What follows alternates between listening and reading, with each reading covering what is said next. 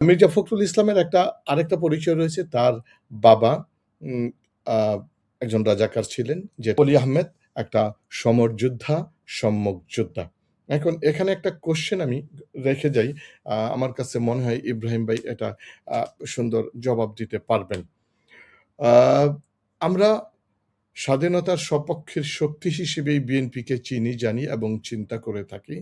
এইরকম একটা দলে রাজাকারের ছেলেকে রাষ্ট্রপতি বানানো এটা দ্বিচারিতা কিনা, বা এটা তাদের মানে স্ট্যান্ড, বিশেষ করে মহান মুক্তিযুদ্ধের স্ট্যান্ডের ক্ষেত্রে এটার মানে বৈপরীত্য আছে কিনা? মির্জা ফখরুল ইসলাম এবং কর্নেল অলি আহমেদ এ ২ জনের একজন বাংলাদেশের রাষ্ট্রপতি হবে। কারণ এটা অলরেডি ২ টা জোট থেকে তাদেরকে মনোনয়ন দেওয়া হয়েছে বা নির্ধারণ করা হয়েছে, সিলেক্ট করা হয়েছে। ১৯৯১ সাল থেকে বাংলাদেশ যখন গণতান্ত্রিক রাজনীতির ধারাতে ফিরে, তখন থেকে যে রাষ্ট্রপতি একজন থাকে, এটা সব দেশেই থাকে, আগেও ছিল, এখনো আছে।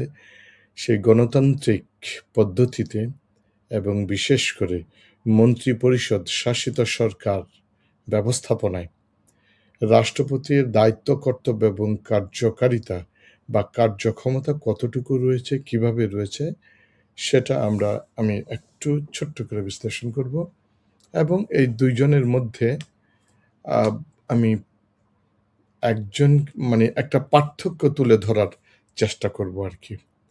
Let's start. সেটা হলো বাংলাদেশের সংবিধানের, আপনি যদি ৪৮ অনুচ্ছেদ দেখেন, এই ৪৮ অনুচ্ছেদে সুস্পষ্টভাবে বলা হয়েছে বাংলাদেশে একজন রাষ্ট্রপতি থাকবেন এবং রাষ্ট্রপতি নিয়োগ হবেন এবং রাষ্ট্রপতির কিছু দায়-দায়িত্ব বলে দেয়া রয়েছে।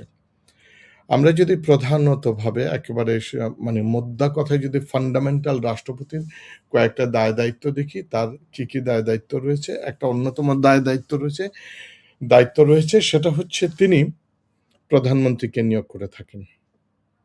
চিফ জাস্টিসকে নিয়োগ করে থাকেন। আর প্রধানমন্ত্রীর পরামর্শক্রমে অন্যান্য বিচারপতিকে নিয়োগ করেন এবং রাষ্ট্রীয় গুরুত্বপূর্ণ বিষয়ে সিদ্ধান্ত গ্রহণ করে থাকেন। এখন যেটা হচ্ছে, এছাড়া আর কি দায়-দায়িত্ব পালন করে?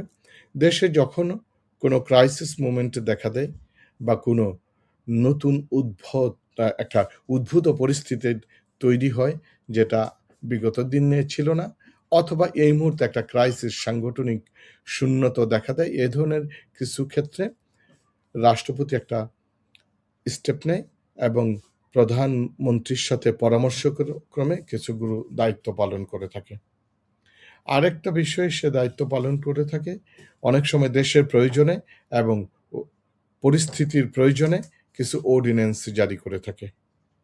আরো কিছু দায়িত্ব পালন করে, সেটা হচ্ছে বিশেষ করে বিদেশি মিশন রাষ্ট্রদূত যখন বাংলাদেশে আসে, তখন তাদের পরিচয় গ্রহণ করে এবং তার কাছে পরিচয় পেশ করা হয়। মোট কথা এই হচ্ছে বাংলাদেশের সংবিধান অনুসারে রাষ্ট্রপতির কিছু মোটা দাগের দায়-দায়িত্ব। এই দায়-দায়িত্বগুলো সে পালন করে থাকে। আর তার যে পদত্যাগ হয়ে থাকে, তিনি আবার পদত্যাগ করে থাকে স্পিকারের বরাবর। এখন কোয়েশ্চেন হচ্ছে, এখানে একটা টেকনিক্যাল বিষয় রয়েছে। টেকনিক্যাল বিষয় হচ্ছে, আচ্ছা এই বিষয়টা আমি পরে বলি, যে বাংলাদেশের সংবিধানের ৭০ অনুচ্ছেদের একটা বিষয় আসবে।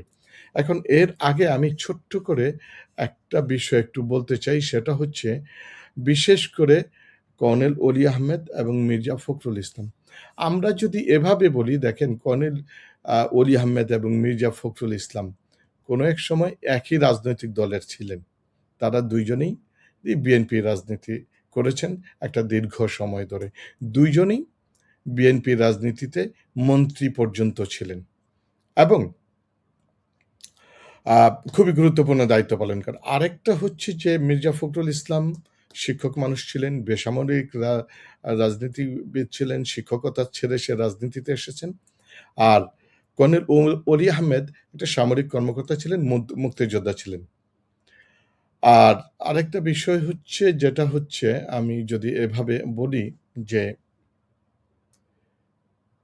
যখন বিএনপির মধ্যে আ বিশেষ করে ক্ষমতার ভারসাম্য এবং মন্ত্রিপরিষদ শাসিত সরকারে যে দায়িত্ব পালন করতে গিয়ে অনেকে অলি আহমেদ সাহেবকে বলে থাকে সংস্কারপন্থী ছিলেন ইত্যাদি, ইত্যাদি বিভিন্ন ধরনের কথা বলে থাকেন বা হোয়াটএভার যখন একক কর্তৃত্ব ক্ষমতার থেকে বের করে অর্থাৎ একটা যে স বা যে কি বলে আ সুন্দর একটা ভারসাম্যপূর্ণ অবস্থা তৈরি হোক বিশেষ করে আ ১/১১ পরে, হ্যাঁ, ১/১১ পরে। আ একটা যখন আ টানাপোড়েন অবস্থা ক্রাইসিস মোমেন্ট চলতেছিল, তখন আ মে অলি আহমেদ নিজে দল করে ইত্যাদি, ইত্যাদি। এই কথাগুলো। এখন মির্জা ফখরুল ইসলাম সংসদের একজন মন্ত্রী। অন্যদিকে আম উম আ কর্নেল অলি আহমেদ ১১ দলীয় যে বিরোধী দলের যে জোট রয়েছে এর একটা অন্যতম শরিক দল। এই হচ্ছে মোটা দাগে ২ জনের পরিচয়। আরেকটা ফান্ডামেন্টাল একটা পরিচয় আসলে এটা না বললেই নয়। এটা একটু বলা দরকার। আমার কাছে মনে হয় উইথআউট এনি হেজিটেশন আমাদের মনে হয় এটা বলা দরকার এবং দেশবাসী এটা জানে আসলে। এটা চর্বিত চর্বণ হবে তারপরেও। মির্জা ফখরুল ইসলামের আরেকটা পরিচয় রয়েছে। তার বাবা উম আ একজন রাজাকার ছিলেন, যেটা সবাই বলে, বলে থাকে। আমরা বিভিন্ন সময় পত্রপত্রিকায় দেখেছি এবং বাংলাদেশে যে হাসিনা আমলে যেই রাজাকারের লিস্ট প্রচার করা হয়েছিল, সেখানেও মির্জা ফখরুলের বাবার নাম ছিল। হোয়ার এজ অলি আহমেদ একটা সমর যোদ্ধা, সম্মুখ যোদ্ধা। এখন এখানে একটা কোয়েশ্চেন আমি রেখে যাই। আমার কাছে মনে হয় ইব্রাহিম ভাই এটা আ সুন্দর জবাব দিতে পারবেন। আ আমরা স্বাধীনতার সপক্ষের শক্তি হিসেবেই বিএনপিকে চিনি, জানি এবং চিন্তা করে থাকি। এইরকম একটা দলে রাজাকারের ছেলেকে রাষ্ট্রপতি বানানো এটা দ্বিচারিতা কিনা বা এটা তাদের মানে স্ট্যান্ড বিশেষ করে মহান মুক্তিযুদ্ধের স্ট্যান্ডের ক্ষেত্রে এটার মানে বৈপরীত্য আছে কিনা বা সাংঘর্ষিক কিনা এটা উনি একটু আ ব্যা ব্যাখ্যা করে দেখেন। এবার আমি আরেকটা বিষয় একটু বলতে চাই সেটা হলো যে বাংলাদেশের এখন আমরা এই কথাটা এজন্য সামনে নিয়ে আসলাম যে আ এখনো পর্যন্ত বেশ কিছু মুক্তিযোদ্ধা বিএনপিতে রয়েছেন এবং তারা সংসদে রয়েছেন। এখন এই মুক্তিযোদ্ধারা কি এই মির্জা ফখরুল ইসলাম সাহেবকে ভোট দিবেন কিনা? ভোট দিয়ে তারা রাষ্ট্রপতি নির্বাচন করবেন কিনা? যদি যদি তারা ভোট দানে বিরত থাকে তাহলে কি ঘটবে? তাহলে বাংলাদেশের সংবিধানের ৭০ অনুচ্ছেদ will come forward and will take in place. এটা সামনে চলে আসবে। কারণ বাংলাদেশের ৭০ অনুচ্ছেদ যেটা বলা হয়েছে, সেটা হয়েছে এখনো পর্যন্ত যেহেতু বর্তমান যেই কনস্টিটিউশন এক্সিস্ট করতেছে, এই অনুসারে যে কেউ দলের বাহিরে গিয়ে দলের বিরুদ্ধে ভোটাধিকার প্রয়োগ করতে পারবে না। যদি ভোটাধিকার প্রয়োগ করে তাহলে তার সংসদ সদস্য পদ বাতিল হয়ে যাবে, খারিজ হয়ে যাবে। এমতাবস্থায় তাহলে যে সমস্ত মুক্তিযোদ্ধারা আ আ বিএনপিতে রয়েছে, তারা কি মির্জা ফখরুল ইসলাম সাহেবকে ভোট দিবেন কিনা? যে যেহেতু এখানে একটা সেনসিটিভ বিষয় রয়েছে, তারা মুক্তিযোদ্ধার তাদেরকে বলা হয়ে থাকে রাজাকার। যেই ট্যাগগুলো অন্যান্য দলের ক্ষেত্রে দেয়া হয়, এক্ষেত্রে। আর যদি দিয়ে থাকেন, তাহলে তাদের সংসদ সদস্যপদ তো থাকবে না সংবিধান অনুসারে। এই ইস্যুটাকে তারা কিভাবে ডিল করবে? এখানে আ যে বিষয়টা একটা আ আ একটু একটু বলা দরকার সেটা হচ্ছে আ যদি তারা যদি তারা সপক্ষের শক্তি হয়ে থাকে এবং যদি তারা মুক্তিযুদ্ধকে মানে সর্বোচ্চ স্থান দিয়ে থাকেন, তাহলে তারা কর্নেল অলি আহমেদ সাহেবকে ভোট দিবেন কিনা? এখানে একটা মানে বা আ চমৎকার বিষয় যেমন একদিকে সুখের বিষয়, অন্যদিকে দুঃখের বিষয়। একটা ডাইলেমা রয়েছে। এটা বিএনপি আমরা দেখি সামনে যে সময়গুলো। সবচাইতে বড় যে মজার বিষয়টা হচ্ছে যে বাংলাদেশের একজন প্রধা আ আ রাষ্ট্রপতি নির্বাচিত হতে যাচ্ছেন।